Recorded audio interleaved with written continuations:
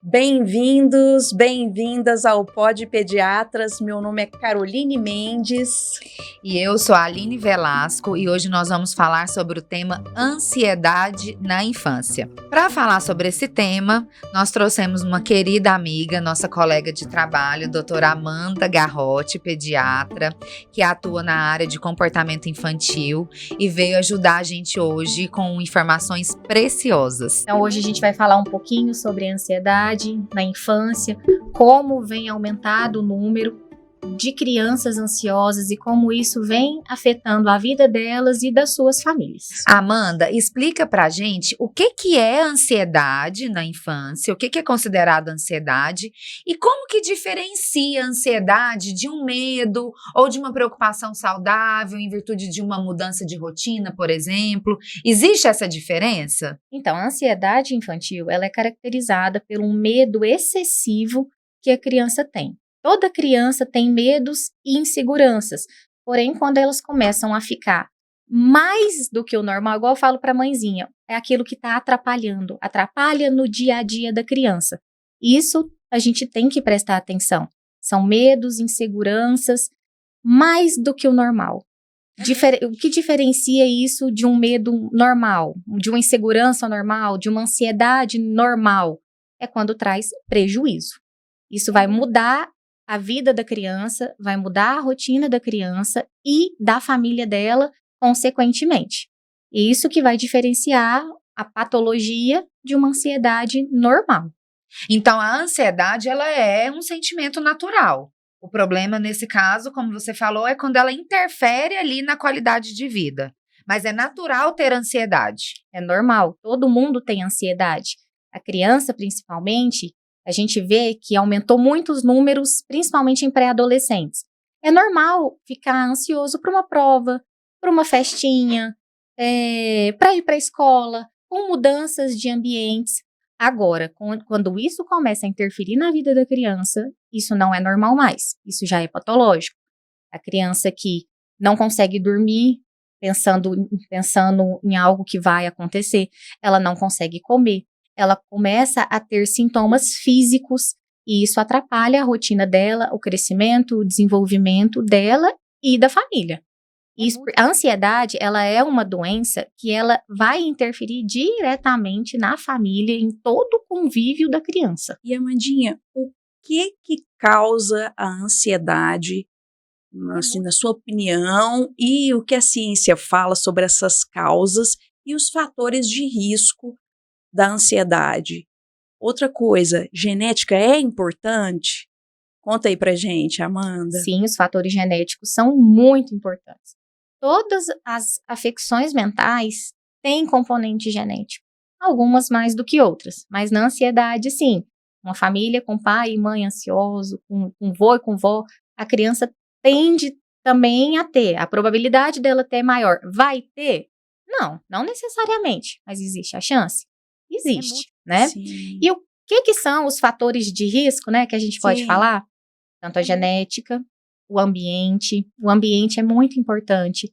A criança que cresce num ambiente instável, um ambiente grosseiro, um ambiente onde ela não tem segurança, vai fazer isso piorar, né? Rotinas, escolas, esportes, uso de telas, tudo isso vai desencadear, né? A gente pode conversar depois um pouquinho mais sobre cada um deles, mas todos são fatores que vão interferir. Lembrando, é multifatorial, não é uma coisa só. É juntando um pouquinho. Eu sempre falo para a mãezinha, é o copo. Todo dia alguém vai lá e coloca um pouquinho de água dentro do copo. Uma hora esse copo vai transbordar. Não é uma coisa só. Não é só a família, não é só a genética, não é só a rotina. É tudo junto. Tudo isso vai levar ao adoecimento dessa criança. E a gente precisa intervir. Existem várias terapêuticas, né? Mas tem que intervir, porque senão essa criança vai ter prejuízo. É olhar para o ambiente dessa criança, ver o todo, né? Conversar com a família, ver essas pressões externas, que é importante, né, Amandinha? Sim, a gente tem que conversar, a gente tem que perguntar tudo. perguntar tudo da vida dessa criança, desde como que começou, como que foi a infância dela, como que foi a interação dela com os amigos, com a família, os aprendizados, as escolas, amizades, interações com outras pessoas, com professores, para a gente entender o que está causando isso nessa criança. E assim a gente conseguir ajudar ela. No consultório, Amanda, como que chega para você normalmente essa criança ansiosa?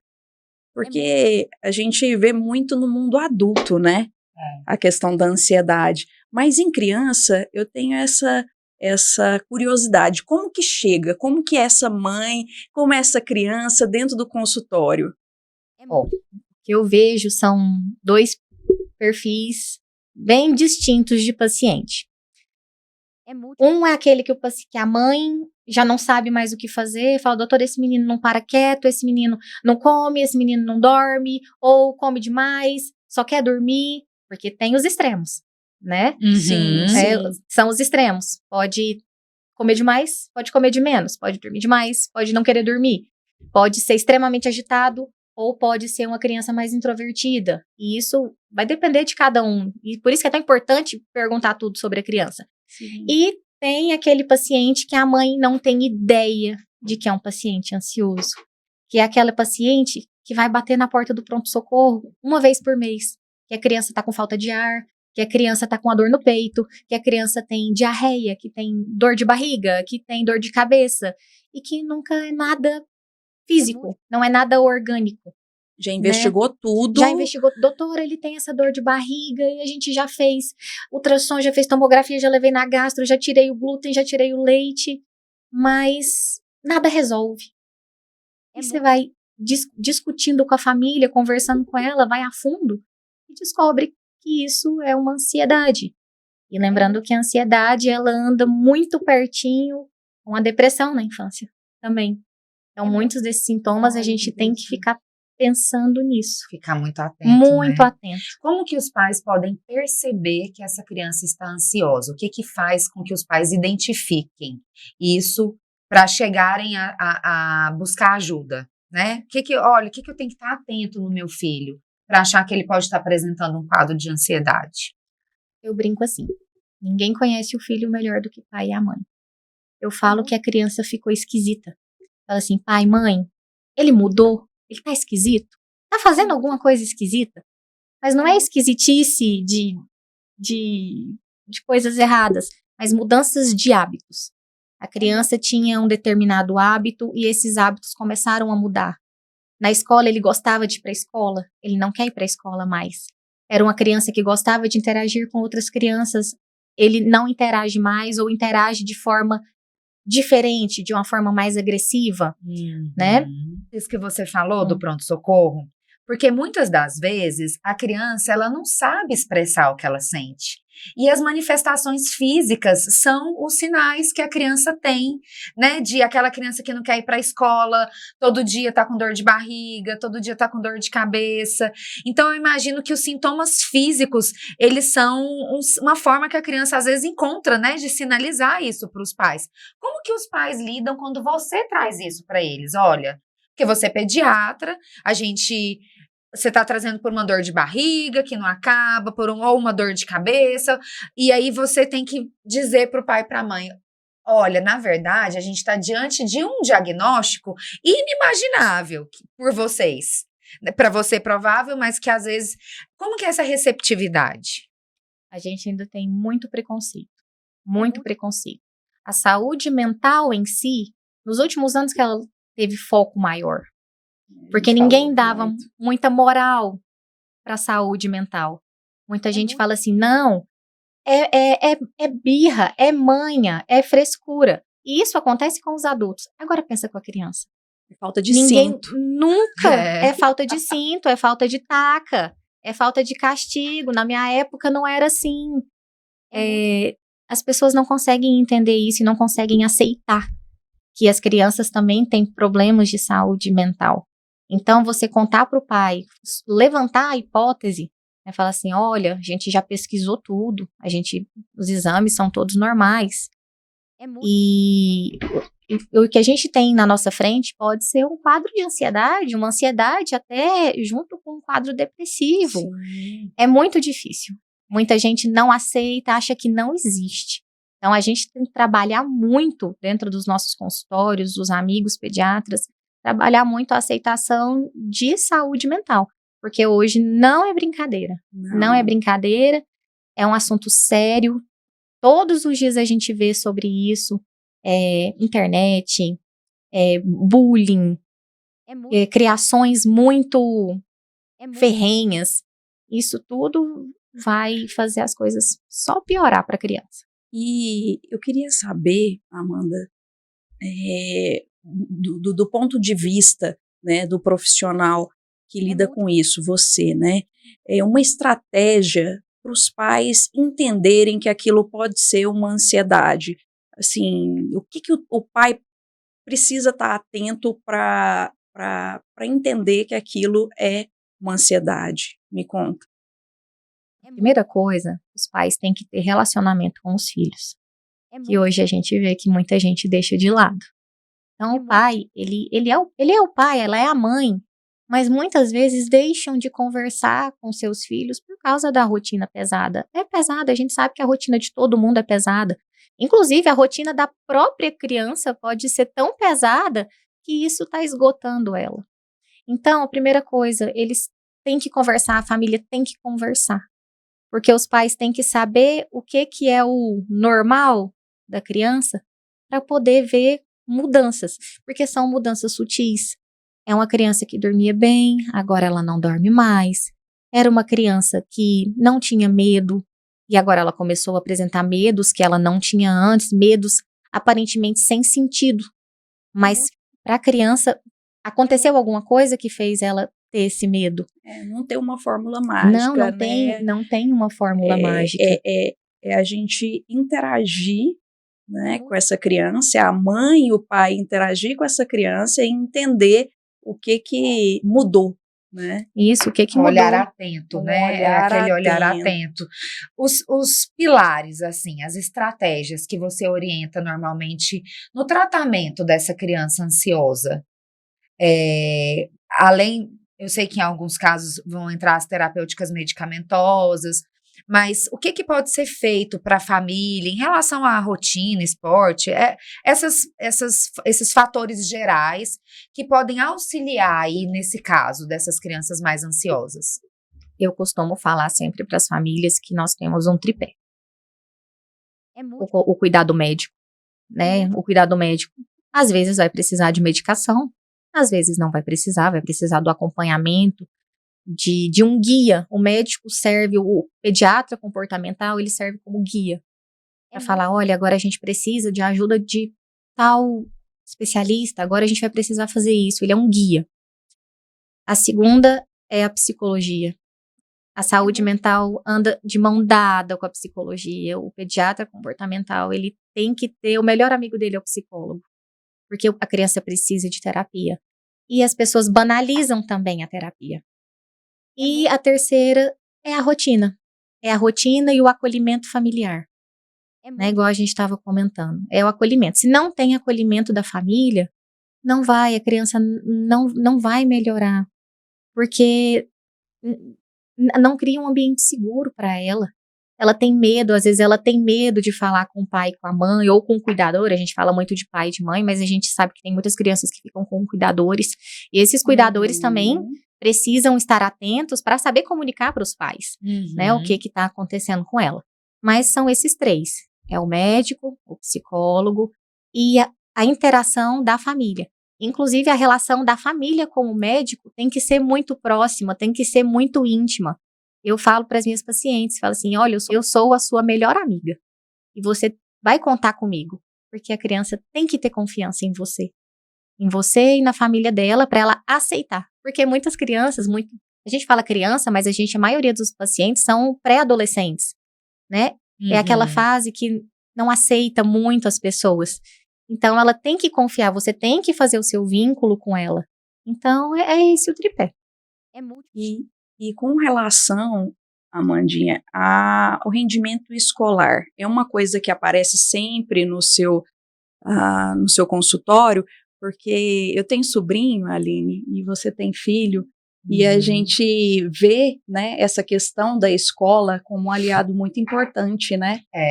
A escola, ela tem que andar também de mãos dadas com a família dessa criança, né? Com certeza. Rendimento escolar cai muito, inclusive é um dos aspectos que a gente tem que perguntar e tem que observar. Geralmente eu até peço relatórios da escola para saber como que está a vida escolar dessa criança. Porque a escola é onde a criança passa a maior parte do tempo dela, não é? E a ansiedade afeta diretamente. O rendimento cai, a criança não quer ir na aula, aí a hora que começa a aparecer os sintomas, começa a ter dor na barriguinha, dor de cabeça, tudo para fugir da escola. E a escola, do mesmo jeito que ela é um ambiente maravilhoso, que ela vai educar, vai, assim, com a ajuda dos pais, claro, né? Que ela vai ensinar, que ela vai guiar, ela é um ambiente que temos muitas crianças juntas, muitos pré-adolescentes juntos, então ela também é um precursor muito grande de momentos ansiosos, de crises de ansiedade. Tanto que a gente vê, muitas crianças têm crises de ansiedade dentro das escolas. Quem aparece no PS, geralmente, a escola ligou e pediu para a mãe buscar. Que a criança começou a passar mal, começou a ter falta de ar, quis desmaiar, e a escola é um precursor desses sintomas gatilho, também, né? é um gatilho, é um Até dos porque gatilhos. na escola também tem a questão de a criança vai fazer uma prova, se é uma criança ansiosa é gatilho, né? A questão mesmo A competição, né, competição que acaba estabelecendo. com os colegas, né? Competição, questão de bullying é muito importante, é uma tecla que a gente bate há alguns anos já, mas é muito presente. A gente que às vezes tem um adolescente ou um pré-adolescente na família, quem tiver a oportunidade de conversar, pede para ela te contar um pouquinho como que é a realidade dentro das escolas. A gente fica até horrorizado do que a gente escuta o que acontece dentro das escolas. Amanda, e olha só, a gente tem uma pauta que é muito falada hoje, né? Muito discutida, que são as telas. Então, as telas, elas viraram vilãs no mundo médico, né? No mundo acadêmico, existem estudos hoje já existem estudos, existem leis para regulamentar o uso de telas em escola, que não pode entrar celular em escola. A gente vê isso aí super difundido nas redes sociais. Traz um pouquinho disso pra gente em relação à ansiedade, essa relação das telas com a ansiedade é real, não é? Porque eu percebo também, assim, dois extremos. Ou o meu filho zero tela, não vai ver tela, não deixa colocar tela, e é difícil hoje em dia você privar uma criança, vai chegar uma determinada idade que a tela vai ser realidade. E existe também a flexibilização máxima, né? Que é aquela tela livre, que a criança, às vezes, eu já peguei crianças, a gente já pegou no hospital, né? Crianças com quadros desses de ansiedade, com um celular livre, que a criança tem acesso a todo tipo de canal, todo tipo de conteúdo. Como que é essa realidade das telas aí na questão da ansiedade? Então, interfere muito mesmo. A gente vê hoje crianças que são completamente dependentes das telas, e isso interfere muito, não só na ansiedade, mas no desenvolvimento total da criança, no desenvolvimento neuropsicomotor dela, desenvolvimento de linguagem, desenvolvimento de personalidade dela, né? A gente tem estudos vários pelas sociedades de pediatria, que determinada idade tem que ficar tanto tempo na tela no máximo, os menorzinhos não devem ter acesso, pré-escolares, 1 hora no máximo, e a gente vê que a criança que deveria ficar 1 hora, fica 4. A criança mais velha, que poderia ficar 2 horas no dia, ela fica 6 horas na tela. E isso vai prejudicar o desenvolvimento dela, tanto o desenvolvimento físico e mental, quanto o desenvolvimento emocional, porque ela deixa de estar com pessoas reais para ficar presa num mundinho na tela do celular, da televisão, do tablet. Então, ela não cria vínculos, ela não tem relações interpessoais. E isso afeta demais. demais. Então, a gente vê hoje, eu estava até lendo esses dias sobre um estudo que eles fizeram fora, foram tirando as telas devagarzinho, e não de uma forma traumática, de tomar, porque tudo que é radical também tende a dar problema. Então, foram tirando as telas devagarzinho e colocando a criança para fazer atividades ao ar livre, fazer outras atividades, para estimular a criatividade da criança e desenvolver os sentimentos. Foram tirando devagarzinho, em alguns casos até colocando essas telas, mas de outra forma, para a criança não ver aquilo ali como o socorro dela, como o alívio dela, o oásis dela é aquela tela, mas não, colocou a tela de um jeito que desse para interagir com a família, jogos interativos, para conseguir tirar um pouco da atenção dela só daqui e conseguir interagir com o mundo. E isso foi um estudo super bem visto pela sociedade. E com resultados positivos. Então, assim, faz muito mal? Faz. Mas hoje a gente não vive num mundo sem tela mais. A gente não vive num mundo sem tecnologia. Então, uma hora ou outra, ela vai ter contato com aquilo. Então, o que cabe a gente, como pediatra, família, é dosar, saber dosar e mostrar que aquilo ali é só mais um instrumento na vida. E a gente tem que tomar cuidado com os quadros de dependência mesmo. E outra coisa muito importante, supervisão. Você não pode entregar uma tela na mão de uma criança e deixar ela navegar na internet, fazer tudo o que ela quer. É supervisionado, tem muita coisa perigosa, né? E que a gente muitas vezes nem sabe o que está acontecendo ali por trás. Você tocou num ponto muito importante em relação ao mundo da parentalidade hoje, que é essa questão de deixar a criança fazer o que ela quer. Né? A gente tem visto muitos debates também relacionados à questão das crianças hoje em dia terem muito mais dificuldade para lidar com frustrações, para lidar com tédio, também pelo uso da tela, que é tudo muito imediato hoje, né? Nós temos tudo muito ao nosso alcance, de uma forma rápida demais, e às vezes os pais, por essa questão da correria, do dia a dia, né, da vida conturbada, não terem essa condição de estar ali presentes, cerceando tudo, acabam liberando demais. E eu escutei hoje, eu estava escutando a Lucilena Galvão, e ela falou uma coisa que eu achei assim interessantíssima, e que para mim faz muito sentido no mundo que a gente vivencia, porque a gente tem muito contato com criança, né? Ela falou assim: imagina uma cidade só de pediatras, e onde as crianças vão votar nos melhores pediatras. A criança vai votar quem é o melhor pediatra. E aí tem uma criança com uma infecção gravíssima que precisa tomar uma injeção, ela falou tomar um injetável, e é lógico que esse pediatra do injetável não vai ser votado por essa criança como o preferido. E aí você dá um xaropinho de morango e a criança morre porque não tratou a infecção, mas aí passa a ser o preferido. Então a gente está vivendo não sei se é exatamente, não é dilema, mas a gente está vivendo esse conflito. Você acha que isso também está influenciando na ansiedade das crianças, de dar para a criança uma autonomia, dar para a criança um poder de escolha que ela ainda não está preparada para ter? Porque a tela representa isso. Você está dando para a criança um direito de escolher o mundo, né? Como você soltar a criança sozinha lá no centro de São Paulo e falar: chega em casa que eu quero ver você chegar agora. O que você vai atravessar por esse caminho, né? Então, isso também está relacionado à ansiedade, esse modo de funcionamento da sociedade atual? Com certeza. A criança tem que ter limite, né? Ela é um ser que está em construção. Ela é uma pessoinha que você todo dia vai ensinar ela uma coisa. Se você não dá limite para ela, seja de tela, seja de comportamento, a gente vai criar um monte de monstrinho. Um monte de monstrinho e monstrinhos cheios de problemas, né? Então, assim, você não pode, igual a gente falou, não pode largar um telefone na mão de uma criança. Ela não tem responsabilidade, ela não tem conhecimento, não tem maturidade para saber que aquilo ali faz mal para ela. Então, a gente, como profissionais da saúde, e os pais, como tutores da criança, eles não podem largar isso. É tudo monitorizado, é tudo conversado, né?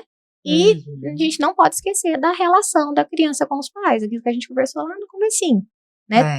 Os pais têm que criar uma boa relação com a criança, porque se por acaso acontecer alguma coisa fora do esperado, os pais saberem detectar, olha, tá diferente. Esse comportamento ele não tinha. Então, o que é que tá causando isso? É a tela? Tem alguma coisa ali que não tá legal? A criança não xingava, a criança de repente começa a xingar. Mas de onde que ela tá vendo isso? Às vezes é do joguinho que ele tá jogando, a gente acha que é só um joguinho. A criança começa a ter comportamentos agressivos, começa a fazer bullying com as outras crianças. E a gente fala muito da criança que sofre, mas a gente esquece que quem sofre é porque tem alguém fazendo. E essas crianças que estão fazendo bullying, aonde que elas aprenderam isso? Não é? Então, assim, e tudo isso gente, influencia demais. É multifatorial. É tudo, é um pouquinho de tudo. Um pouquinho de tudo. Então, é aquilo, tem que conversar, a criança tem que ter uma relação próxima com o pediatra e com a família para notar as pequenas e sutis mudanças. Porque assim a gente vai perceber que tem alguma coisa errada e conseguir procurar ajuda. Dá para a criança a autonomia que ela pode ter, né? Isso, ajudar de ela. De acordo com desenvolver, incentivar a autonomia, mas de acordo com o que é... De acordo com a faixa etária dela, o que o desenvolvimento dela, físico e mental, permite. Eu sempre falo pro meu filho assim, você já viu a mamãe dirigindo caminhão? Então, a mamãe não pode dirigir caminhão, a mamãe pode dirigir carro. Eu sei dirigir carro muito bem. É a mesma coisa você no YouTube. Você não pode dirigir YouTube, porque você ainda não tem um entendimento para saber o que que pode navegar. Então, assim, eu trago isso porque todo mundo vivencia esses dilemas em casa. O meu filho não é diferente das outras crianças, ele também quer YouTube liberado, ele também quer tela liberada, os seus sobrinhos. As crianças, elas demandam isso da gente hoje, e a gente tem que encontrar ferramentas, porque elas são persuasivas, né? Então a gente tem que encontrar ferramentas para estar trazendo algumas soluções viáveis. É isso. Exatamente. E os pais têm que entender que é responsabilidade deles, né, dos pais, dos cuidadores, né, tem que ter o domínio aí, porque a responsabilidade é muito grande, né. E assim, eu acho que hoje dá pra gente fazer mais coisa por essas crianças.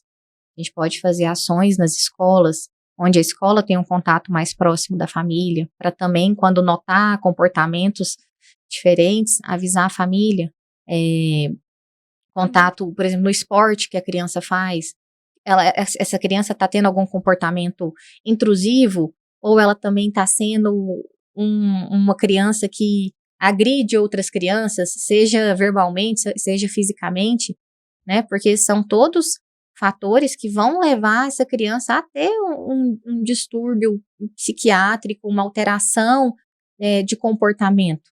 E a gente tem que ficar de olho. Só voltando no assunto do YouTube que a gente falou, a gente também vê acontecendo muito, as crianças hoje com o YouTube liberado, a comparação com outras pessoas. Hoje, um mundo cheio de influencers que são milionários, que não têm escrúpulos, que não têm limites, e os jovens acham que a vida é assim. Se tornam ídolos, às vezes, são né? ídolos, hoje são ídolos. E a gente tem que deixar isso claro para as nossas crianças, né? Que isso não é a realidade, isso não é aquilo que vê, nem sempre é a realidade. Porque aquilo, gente, causa uma sensação muito ruim. Pensa, as meninas de 12, 13 anos, todas têm distorção de imagem. Todas não, muitas têm distorção de imagem. E fica se comparando com blogueiras que vivem da sua imagem, que fazem cirurgias, que têm tudo na sua mão, e as menininhas de 13 anos começam a se culpar porque que elas não são assim. Isso vai trazendo um distúrbio atrás do outro, uma doença vai puxando a outra. A ansiedade, a gente fala assim, ela é a porta de entrada. Se ela não é tratada, ela vai virar uma depressão, ela vai virar distúrbio alimentar, ela vai virar um monte de outra coisa. Então é muito complexo. O pessoal fala assim, mas ele é ansioso, é normal o menino ficar assim na cadeira, parecendo uma bolinha de ping-pong. Não é, se não tratado, vai virar uma bola de neve. E isso a gente leva para o resto da vida, né? Amanda, foi ótimo ter você aqui. Obrigado de coração. Eu tenho certeza que essa é uma mensagem que vai fazer a diferença. Esse é o nosso objetivo. Eu sei que você está aqui também por isso, para levar essa mensagem para as famílias que precisam de acolher essas crianças e acolher essas famílias também, porque quando o filho adoece, a família toda adoece junto, né? Você vê isso no seu consultório, que certamente as famílias te procuram adoecidas. Então, eu queria que você deixasse aqui, nessa câmera, uma mensagem para as pessoas que estão te ouvindo, conta onde elas podem te encontrar e a sua mensagem final sobre a ansiedade na infância, como que a gente pode ajudar essas famílias. Então, papais e cuidadores, o que a gente precisa ter em mente é conheçam, tenham intimidade com as crianças. Isso não só para os pais, mas todo o ambiente que a criança frequenta.